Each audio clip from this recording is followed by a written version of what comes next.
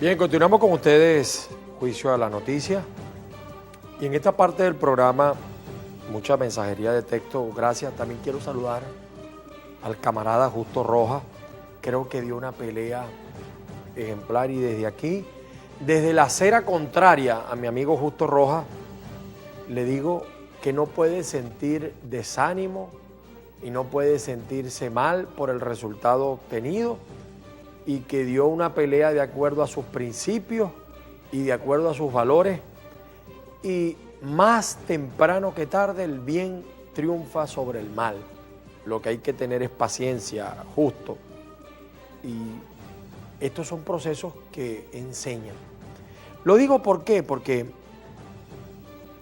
Silvino Villarroel, que acaba de estar, yo le puedo hacer muchas críticas, pero dijo algo que de verdad me llegó. ¿Cómo es eso que tú vas a nombrar, ahora a votar por quienes firmaron contra Chávez, actuaron contra el presidente en un proceso donde mucho, lo que dijo Silvino es cierto, en la costa oriental hubo casos de gente que se ahorcó, que murió porque firmó contra el presidente y los votaron de PDVSA o no les dieron trabajo, ni siquiera en las filiales, en las contratistas? Entonces, qué injusticia, ¿no? Qué injusticia. Y entonces a los cabecillas los premian. Aquí tiene que venir Jesús Javier y explicar esa cosa, porque yo no me la... Claro, yo no soy chavista. Yo quisiera saber si los chavistas lo aceptan así. Pero eso me parece importantísimo. Otro tema que quería tocar hoy, 27 y 28 de febrero, se celebraron 24 años de aquel hecho abominable. El gobierno ha dicho una cosa que no es verdad. No es verdad que eso fue prerrevolucionario. Es decir, no es verdad que que ese movimiento de gente protestando fue guiada por los que apoyaron después a Chávez, es decir, por el movimiento de Chávez. Y yo digo que no es verdad, que es una mentira del tamaño de la China, porque los militares que reprimieron al pueblo, óigase bien, esto lo digo y asumo las consecuencias de lo que digo, siempre se los digo. Los militares que reprimieron al pueblo en Caracas el 27 y el 28 de febrero, muchos están ahora en funciones de gobierno con Chávez. Esto es noticia crimini, pero en este poder judicial maniatado, que no es autónomo, nadie tuvo la jeférica para enjuiciarlo por noticia crimini, porque los crímenes de lesa humanidad no prescriben. Eso no lo dijo Nicolás Maduro cuando habló del 27, el 28 de febrero. 24 años después, tenemos 14 de revolución, disque revolución. 24 años han pasado, 14 de revolución. Es decir, que los 40 tienen 10 años de responsabilidad, pero esta revolución tiene 14 años. No hay un solo preso, no hay un preso por el 27 y 28 de febrero. Después de 24 años les van a dar una indemnización a algunos cercanos al chavismo, porque a la gran mayoría de los pendejos no les dieron nada. Pero si lo que yo digo es mentira, hay generales que participaron el 27 y el 28 de febrero. La excusa es que la orden era una orden del presidente. En crímenes de lesa humanidad, la obediencia debida no lo exime a usted de responsabilidad. Y si lo que yo digo es mentira, vean este video.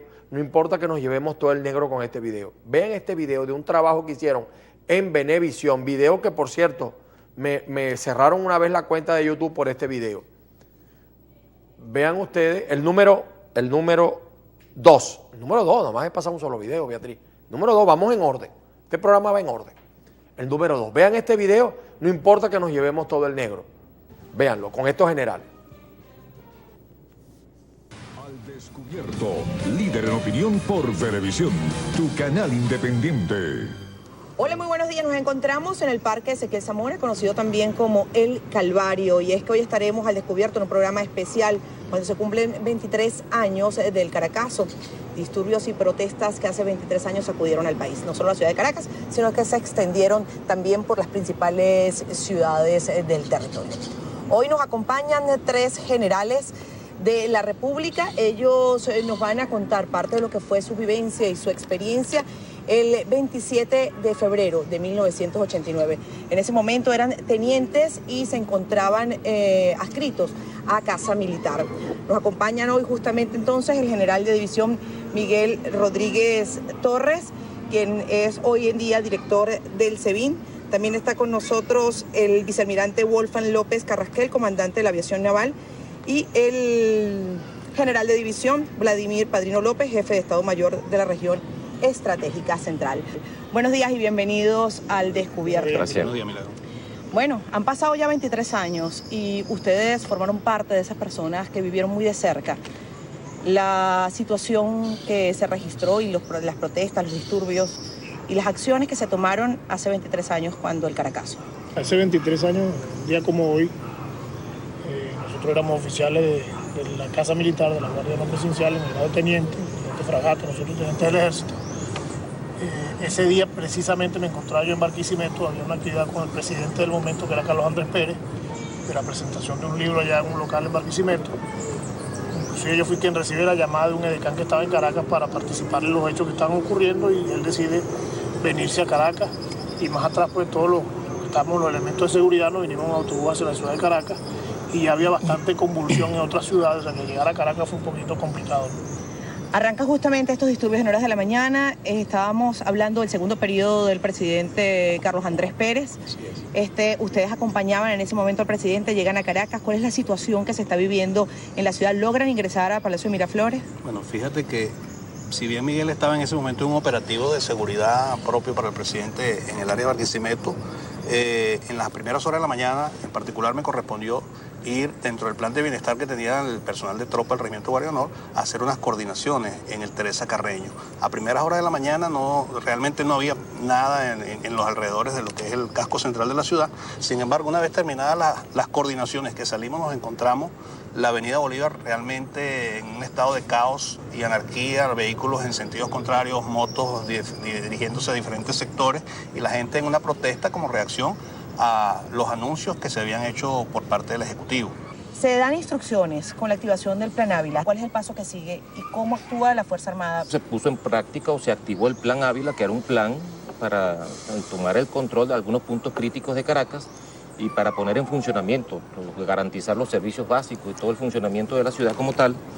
Pero esta activación llevaba implícito una aberrante actuación dada por una orden expresa por el comandante en jefe del momento, y esta activación del Plan Ávila se convirtió pues, en una anarquía, un desorden, y más allá de eso, en una masacre al pueblo venezolano por la desproporción que había en lo que nosotros llamamos el poder relativo de combate, que bueno, las armas de fuego del ejército, traducidas en ametralladoras, armas colectivas, lanzacohetes y armas de alto calibre, contra una población que, bueno, si bien es cierto, una parte de ella estaba armada, bueno, no se compadecía las dos dimensiones pues, de las dos fuerzas. Era completamente desproporcionado. Y para reforzarte un poquito lo que decía el general Padrino, cuando se activó el Plan Ávila, las unidades que estábamos adscritas a la Guardia de Honor Presidencial, específicamente yo tenía aquí una unidad de comandos, nos tocaba patrullar los alrededores del palacio para proteger la sede del gobierno central. Y en una capilla que está aquí abajo, cerquita de aquí, se colocaban ametralladoras .50 y se disparaba indiscriminadamente sobre el barrio que está aquí al frente y sobre los bloques del 23 de enero para proteger los movimientos del presidente. Ahí no había preguntas de ningún tipo, ahí fue realmente una represión brutal que se ejerció sobre un pueblo que simplemente se volcó a las calles en protesta de un paquete que se estaba aplicando y que afectaba indudablemente a los más pobres, porque ese era un paquete para hacer más rico a los más ricos y más pobres a los más pobres. En ese momento se hablaba también que había que enfrentar las acciones vandálicas y que por eso se justificaba que había que tomar porque había un descontrol total. Los días previos a ello hay que recordar que hubo acaparamiento, un alto nivel de inflación, eso fue generando un malestar en la población. O sea, yo pienso pues que actos vandálicos por supuesto que se produjeron, pero como respuesta a una situación que se venía dando. Y además de eso, cuando explota el 27 de febrero con el aumento de la gasolina y el aumento del pasaje, los transportistas protestando, el pasaje estudiantil no acatándose, todo eso generó una rebeldía en el pueblo, y el pueblo es un día de rebelión popular, el 27 de febrero. Así lo vemos nosotros. Los elementos de inteligencia no funcionaron debidamente. Vimos allí pues que no estábamos preparados para un escenario de esa manera, mucho menos la Fuerza Armada, porque el ejército, hay que recordarlo, no está preparado para asistir con controles o control de orden público. Y si bien es cierto, la Guardia Nacional sí lo hacía en su medida, no es una Guardia Nacional como la que tenemos ahora, bien preparada, bien equipada, pero hicimos frente a la situación que se estaba presentando, se hizo frente de esa manera a la situación que se estaba presentando en Caracas. Al gobierno nacional y a la Fuerza Armada, entonces, ¿se le fue de las manos el control de la situación? No diríamos que se le fue el control, porque al final del camino hubo un resultado que apaciguó a la capital en alguna medida y a todo el país. Sin embargo, las acciones que se tomaron, a nuestro humilde entender, en aquel momento éramos oficiales jóvenes, éramos la juventud militar, conversábamos. ¿Qué pensaban? ¿Cómo veían? Bueno, yo pienso que tratando de hacer un contraste entre situaciones y comportamientos de lo que debe ser el manejo de la situación por el Ejecutivo y el Presidente de la República. En aquel momento el Presidente de la República, Carlos Andrés Pérez, pues sencillamente nos dio una instrucción de vayan y pongan orden, repriman bajo el esquema que sea, pero necesito que todo entre en calma. Si contrastamos eso con la situación que se vivió el comandante presidente Hugo Chávez Frías en abril de 2002, vemos un comportamiento totalmente distinto. En aquel momento de cuando Carlos Andrés nosotros éramos tenientes y veíamos cuáles eran las instrucciones, en el momento de abril éramos comandantes de unidades tácticas, comandantes de batallones, y la instrucción que recibimos fue contraria, fue manténganse en los cuarteles, vamos a esperar, no quiero muertes, no quiero sangre, por el contrario, quiero ver cómo manejo la situación de manera que haya la mayor cantidad de víctimas y vayamos a un mejor desenvolvimiento de la situación. Aunado a que, por supuesto, desde aquella época, desde el Caracazo hasta ese momento que vivimos, hubo un crecimiento organizacional dentro de la Fuerza Armada que llevó el crecimiento de valores, el crecimiento de equipamiento y una unión cívico-militar que definitivamente nos permite en estos momentos decir que el manejo de esos escenarios va a hacerse de la mejor manera. 3 años más tarde viene la intentona del 4 de febrero y esto al parecer, y según lo ha dicho muchas veces el presidente, fue un aditivo importante, un detonante, ¿no? Que a lo mejor motivó o impulsó un poco ya esa conspiración y el MBR-200 que ya estaba dentro de la Fuerza Armada. Sí, cuando yo llegué a la Guardia de Honor, yo venía de pasar casi 4 años, no 3 años, en la Brigada de Paracaidistas. En ese momento era un regimiento de paracaidistas y ya yo venía tocado por el MBR-200. O sea, ya yo había conversado, había tenido discusiones con algunos compañeros paracaidistas que estaban involucrados ya en el movimiento y uno tenía ya la inquietud de la necesidad de hacer algo ante las situaciones que se venían viendo en el país. Cuando llego aquí a la Guardia de Honor Presidencial, me toca vivir el 27 de febrero, que para mí fue la más grande motivación para después sumarme a la insurrección del 4 de febrero. Eso fue como el catalizador, para que yo aceptara inmediatamente militar en las filas del MBR y participar en el alzamiento del 4 de febrero. ¿Se suman varios tenientes en ese momento al MBR-200? Es que el hecho de lo que nos tocó vivir, nosotros teníamos que recorrer los alrededores del centro de Caracas y ver cómo se disparaban los edificios, cómo se disparaba el puerto, que mataban a la gente como que si la gente fueran animales. A mí me tocó llevar un muerto a la morgue, y no había ni acta, sino que échelo ahí, eran cerros de muertos que habían ahí y no había ningún tipo de control, era una masacre lo que se estaba haciendo. Eso indudablemente nos llevó a la reflexión. Nos hizo pensar en qué estábamos haciendo nosotros, que somos un ejército del pueblo, masacrando a nuestra propia gente. Porque en esas actividades en la calle podía estar un hermano de uno, un primo de uno, un familiar de uno directo, protestando contra un gobierno que lo que estaba tomando medidas para hambrear un pueblo. Entonces, todas esas reflexiones se hacían en las noches, cuando nos sentamos a conversar en pleno toque de queda, e indudablemente quedó la inquietud que después sumó mucha gente al proceso del 4 de febrero. Han pasado 23 años y ustedes hoy en día son generales, en aquel momento eran tenientes, hoy ocupan, si se puede decir, cargos importantes y estratégicos dentro de la Fuerza Armada Nacional y muy comprometidos con el tema de seguridad.